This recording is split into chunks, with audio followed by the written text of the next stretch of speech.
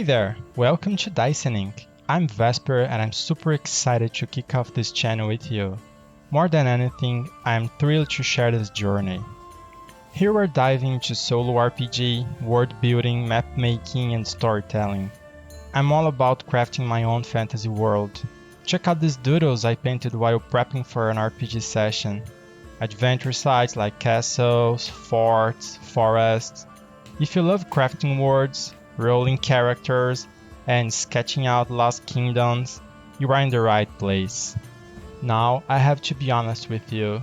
I'm not an expert GM or solo player, I'm still learning, and that's exactly why this channel exists. So, Dyson Inc. is kind of a commitment to my passion. It's a space where I can grow, learn, and share everything with you. So, expect to see lots of content here, solo RPG playthroughs, tips, reflections regarding systems, world building, map making, painting sessions, and much more. Sometimes I'll explore specific RPG systems, and other times I'll be creating my own rules and mixing and matching things, but I won't be alone. And since English isn't my first language, another reason I created this channel is to push myself to speak and write more. So this channel is not just a creative outlet, but also a learning journey for me. Most importantly, I want to build a community, a place where we can share ideas, maps, stories, strange characters, and creativity overall. Here's what's coming up in the next few videos. We're gonna build an adventure and setting from scratch, brainstorm ideas for the first session, create some content and play through it. Stories, conflict, and lore should emerge organically as we play through it. Yeah, I wanted to lay this down for you so you know what to expect. And of course, every good adventure starts in a settlement, right? So, for this campaign, we are doing just that. I've already got a sketch going, and next up, we are painting this bad boy, flesh out the details, and dive into the settings. And before leaving, I would like to share something useful with you guys. So, I created this cheat sheet for wilderness exploration. It's a really minimalistic one. I try not to go over the board, make it really kind of simple, but very handy. And I've been using it for a few solo sessions now. It's been incredibly helpful, being just one page makes so easy to reference and keep the game flowing. In that first part here is all about weather and climate. You can roll a d4 to see if it's winter, summer, spring or autumn. And the weather itself changes with the season. Like summer, you have a greater probability to have sunshine, but also some rain and storms. In winter it's a bit more even. But if it's rainy or stormy, there's a 50% chance of snow. We also have wind conditions. You can roll a d6 for that. In summer, it's not usually too windy, but like winter, you've got a higher chance of windy. So I try to make it more dynamic, if I will. And next up, we have a thermometer.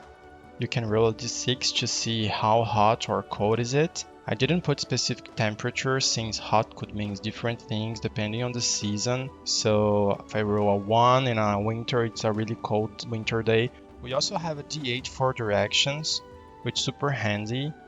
And right next to that, there is a table for terrains, such as forests, grasslands, hills, deserts, lakes, and mountains. I've also kept in mind how these terrains naturally transitions into each other. For example, you wouldn't go straight from forest to a desert, but a forest could lead into a grassland, and a grassland could then transition to a desert. I know that it's far from perfect, but I think that's neat. Moving on, we've got encounter tables. There's encounter type, which includes creature, ruins, wild, and social encounters. And for the social encounters, D10 gives you options like hermit, slave, explorer, patrol, lumberjack or miner, traveler, noble, trader, sage, or hunter. D12 gives us options of ruins and locations such as artistic monuments, manor, house or hut, watchtower, village, keep or fortress, tomb, temple, castle, mine, or camp, wizard lair, or a town. For behavior, we have like hurt, being hunted, hunting or attacking something or someone, mating, eating, being mad, having fun, and sleeping. So it's a D8. Then we have creature type. Probably that's not the correct title for this table, but that's it. We have options from creature, the creature itself, tracks, and the lair. Moving on, we have a D12 for landmarks and wild. The options are chasm, geyser, waterfall, lava pit, meteorite, resource, hot spring, monolith, petrified grove, lake remnant, big tree, or a cave. In this corner we have distance, so from 5 to 6 we have very far, from 3 to 4 we have far, and then for 1 to 2 we have near. So based on your rolls you can get like creature, being hunted, very far, or you can have like a social encounter where you stumble upon a sleeping explorer in a cave. I don't know, you can mix and match these tables. And lastly, we have some guidance for when you get lost in a hex crawl. You roll a 2d6, which gives us a nice bell curve, meaning you're more likely to stumble upon your intended destination. You know, sometimes you get lucky.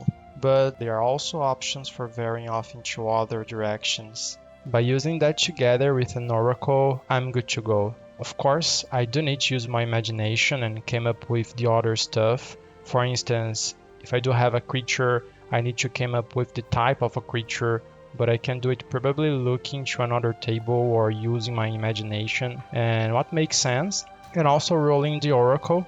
I will go deep into the oracle in other videos. And that's it for now. A short video to introduce myself and the channel. Thanks for joining me on this first step of our adventure, and I'm really excited to see where it takes us. And I hope you stick around for the journey. Bye!